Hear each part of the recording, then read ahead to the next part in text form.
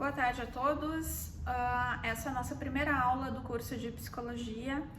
A nossa disciplina é Introdução à Psicanálise e à Teoria Freudiana.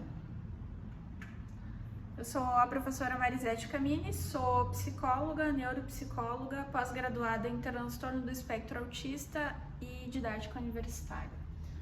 A minha atuação profissional é principalmente em avaliação psicológica, neuropsicológica e psicologia clínica.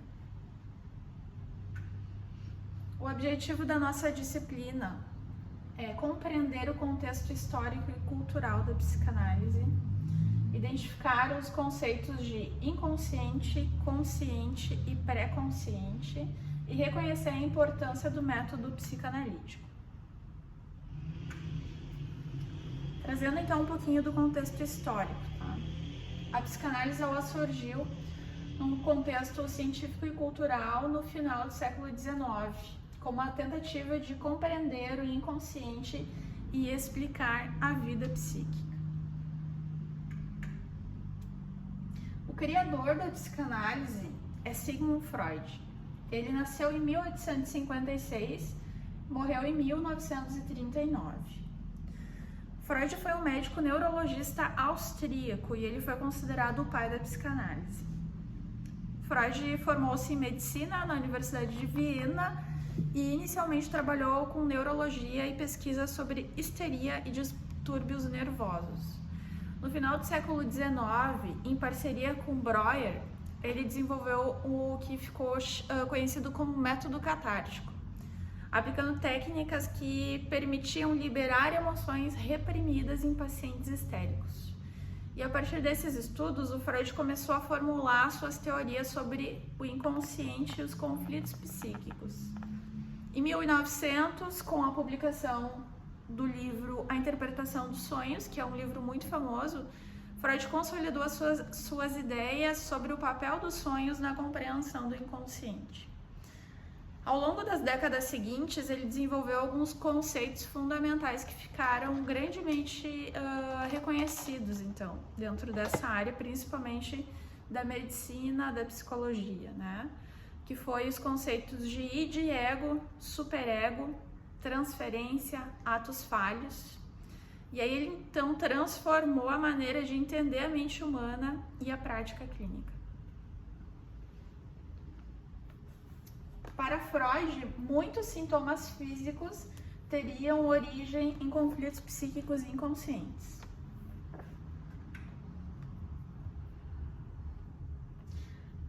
Essa daqui é uma imagem que representa muito bem, assim, né, esses conceitos de inconsciente, consciente e pré-consciente.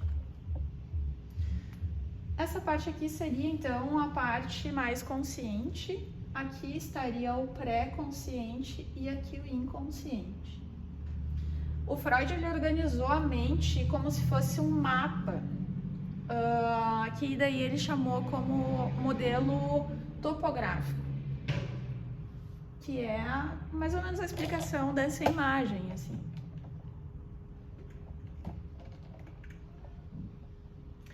O consciente, então, ele é a parte da mente que está em contato direto com a realidade. Se a gente voltar aqui à imagem, a gente vai conseguir ver, né? Está em contato direto com a realidade, é aquilo que a gente consegue ver, né? Se for olhar o iceberg, essa pontinha aqui a gente consegue ver.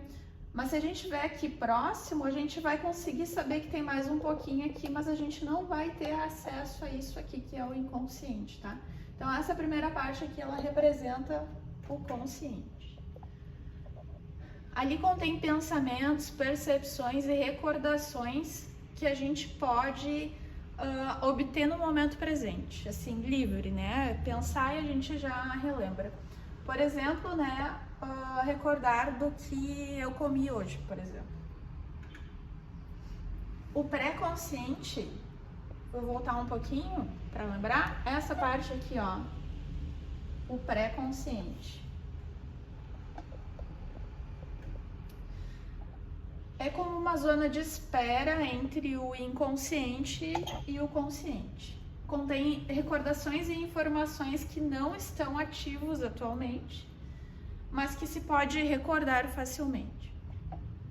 Por exemplo, né, recordar de alguma situação da infância, o nome do professor que eu tive, né, é uma informação que ela não tá tão acessível, mas se a gente fizer uma forcinha, a gente consegue recordar ela. O inconsciente, então, que é aquela parte mais profunda ali do iceberg, né, aquela que a gente não sabe nem o tamanho, nem a dimensão, enfim, precisaria mergulhar muito fundo para saber, para ver, né, o que tem. Então, é a parte mais profunda e inacessível do corpo. Ela abriga, então, desejos reprimidos, traumas, impulsos e recordações que não conseguimos trazer à mente. Então, aquelas coisas que aconteceram com a gente na infância e que muitas vezes a gente... na verdade, a gente nunca lembra dela, mas ela se manifesta através de sintomas hoje. Por exemplo, assim, né? Na minha infância teve uma situação onde eu fui mordida por um cachorro, eu não me recordo disso, né? A minha família, enfim, recorda, mas eu hoje tenho muito medo de cachorro, então acaba que tem a ver com aquilo, mas ele ficou tão reprimido, tão guardado lá no fundo, que eu não tenho acesso a essa recordação do inconsciente. Mas ele vai se expressar, então, através dos sonhos, dos atos falhos, de alguns sintomas e de fantasias também. Por exemplo, então, um desejo infantil reprimido que aparece camuflado em um sonho, né? Então, pode acontecer também. Então, mais um exemplo, né, para a gente conseguir entender bem o que é esses conceitos. Consciente, aquilo que sabemos agora, né? Aquilo que a gente consegue pensar com mais facilidade, a gente consegue trazer à tona. O pré-consciente é aquilo que a gente pode recordar, mas que não está sempre acessível, que seria essa área aqui.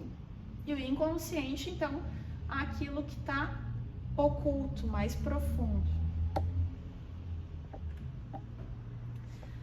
E aí, né, como que se aplica a psicanálise?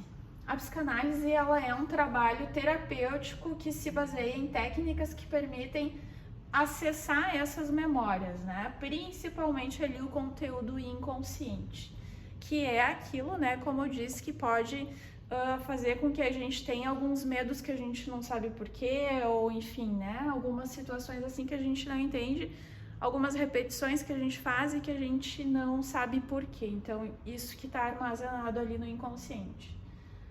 A psicanálise, então, procura trabalhar e trazer à tona isso, né?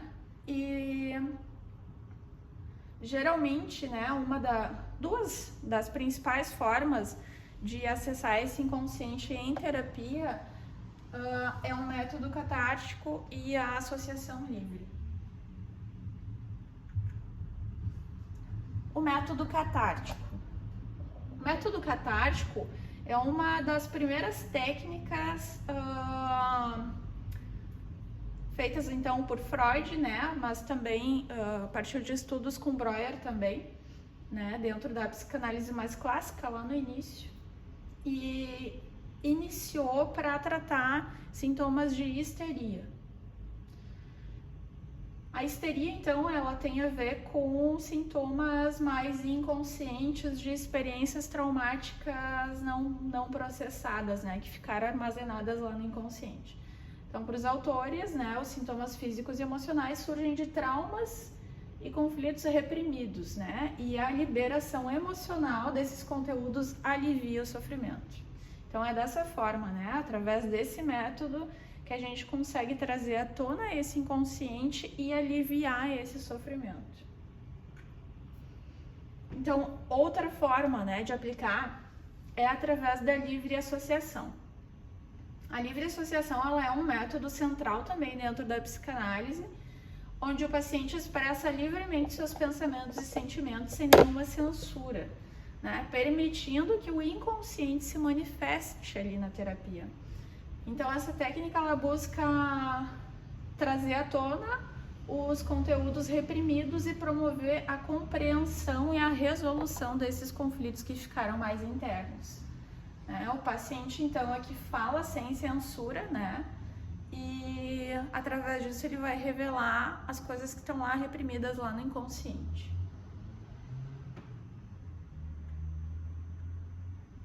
A importância clínica e investigativa. O método psicanalítico ele é importante porque ele oferece um enfoque profundo para compreender a mente humana, especialmente com respeito ao inconsciente e as suas aplicações e tratamentos de diversos problemas em saúde mental. E agora a gente vai fazer uma atividade, tá? Que ela se chama Antes Pensava, Agora Penso.